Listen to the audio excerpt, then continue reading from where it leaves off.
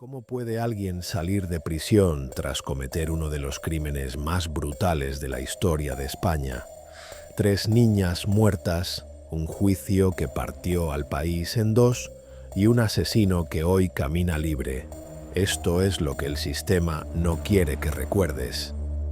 Bienvenidos a Almas Corruptas. Soy vuestro narrador y hoy vamos a adentrarnos en uno de los casos más oscuros, mediáticos y controvertidos de la historia criminal española, el caso Alcácer. Pero no vamos a hablar de las víctimas, cuyas historias merecen respeto absoluto. Tampoco vamos a recrear los detalles morbosos que la televisión sensacionalista explotó durante años. Hoy nos vamos a centrar en una figura específica, Miguel Ricart Tarragona. ¿Quién es Miguel Ricart? Para la justicia española es uno de los dos asesinos de Míriam García, Antonia Gómez y Desiré Hernández. Para millones de personas es el cómplice del monstruo que escapó, Antonio Anglés. Pero para él mismo, durante más de 3 décadas, ha sido un inocente condenado por un crimen que nunca cometió. Este caso tiene todo lo que hace que un crimen sea inolvidable: víctimas jóvenes, tortura, un juicio mediático, teorías conspirativas, un fugitivo que nunca fue capturado y un hombre que cumplió condena mientras siempre negó su participación.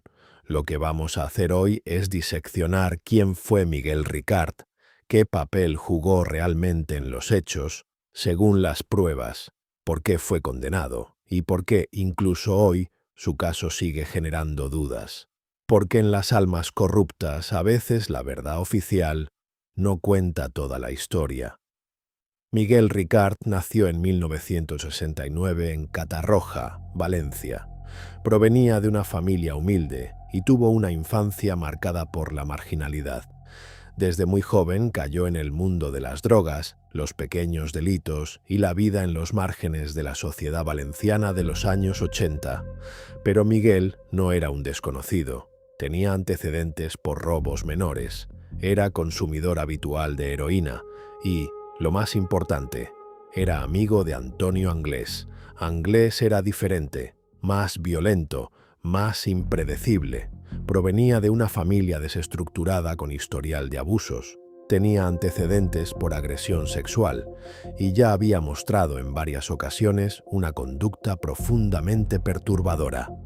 Ricart y Anglés eran dos almas perdidas que se movían en el mismo entorno: drogas, robos, supervivencia en los márgenes. Pero según Ricart, nunca fueron verdaderos amigos, solo conocidos. Dos tipos que coincidían en el mismo infierno. La noche del 13 de noviembre de 1992, 3 adolescentes, Míriam, Toñi y Desiré, salieron de Alcácer para ir a una discoteca en Picassent. No llegaron, hicieron autostop y desaparecieron.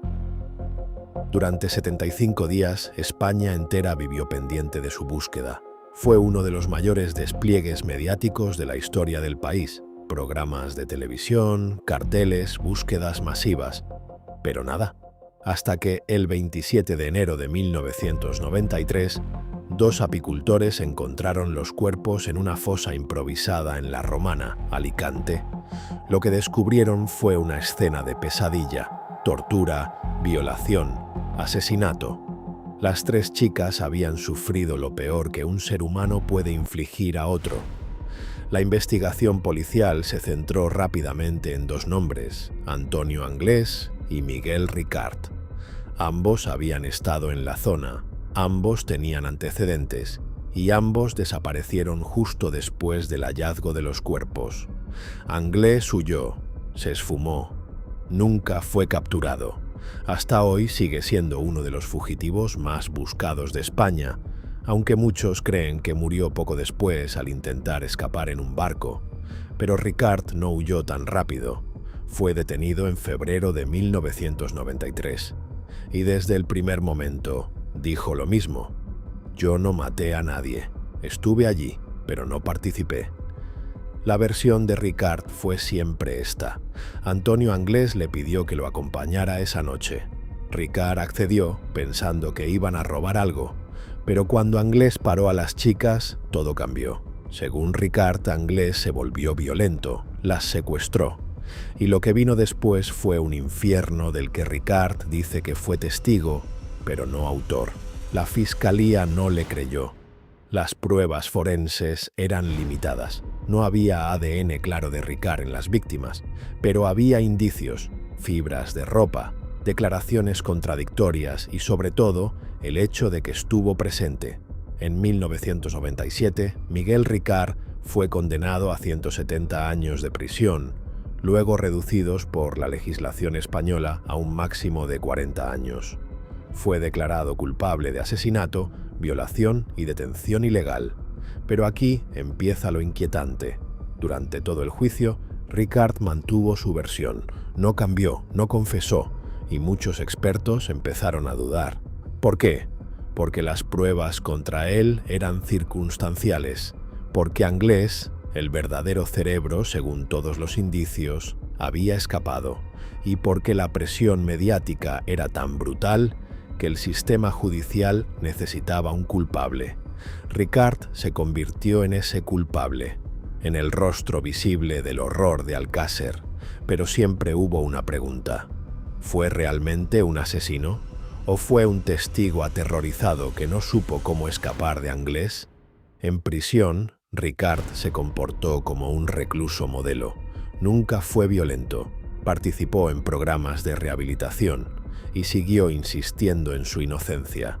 En 2013, después de 20 años, salió en libertad condicional. En 2023, cumplió su condena completa. Hoy vive en libertad. Pero su nombre sigue siendo sinónimo de uno de los crímenes más atroces de España. El caso Alcácer cambió España. Cambió cómo se cubrían los crímenes en televisión. Cambió las leyes sobre menores desaparecidos. Y cambió la percepción pública sobre la justicia, pero también dejó preguntas sin respuesta. ¿Fue Miguel Ricard realmente un asesino? ¿O fue un chivo expiatorio? ¿Pudo haber evitado lo que pasó? ¿O estaba tan aterrorizado de Anglès que no tuvo opción? La realidad es que nunca lo sabremos con certeza absoluta. Las pruebas forenses de 1992 eran limitadas. Anglès nunca fue juzgado, y Ricard, culpable o no, cumplió su condena. Pero este caso nos enseña algo crucial. En los crímenes más mediáticos, la presión pública puede distorsionar la verdad. La necesidad de justicia puede convertirse en necesidad de venganza. Y a veces el sistema condena no por pruebas irrefutables, sino por la imposibilidad de dejar un crimen sin castigo. Miguel Ricard vive hoy en el anonimato. Salió de prisión sin reconocer jamás su culpabilidad. Las familias de las víctimas siguen convencidas de que fue uno de los asesinos. Y la sociedad española sigue dividida. ¿Es posible que un hombre inocente haya pasado 20 años en prisión por el crimen más famoso de España? ¿O es posible que un asesino haya manipulado su narrativa durante 3 décadas?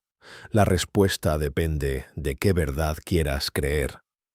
Al final, el caso de Miguel Ricard no es solo sobre culpabilidad o inocencia, es sobre cómo la justicia funciona bajo presión, sobre cómo los medios pueden convertir un juicio en un espectáculo y sobre cómo a veces la verdad queda enterrada bajo capas de miedo, trauma y necesidad de respuestas. Anglès sigue desaparecido, Ricard sigue libre y las familias de Míriam, Toñi y de Sigue siguen esperando que la historia completa salga a la luz. Así que te dejo con esta pregunta. ¿Puede alguien estar presente en el peor crimen imaginable y no ser culpable? ¿O la simple presencia ya es complicidad? Si este caso te ha hecho pensar, si quieres más historias que desafíen lo que creías saber sobre el crimen, suscríbete a Almas Corruptas, porque aquí no contamos crímenes, desenterramos verdades incómodas. Nos vemos en el siguiente caso.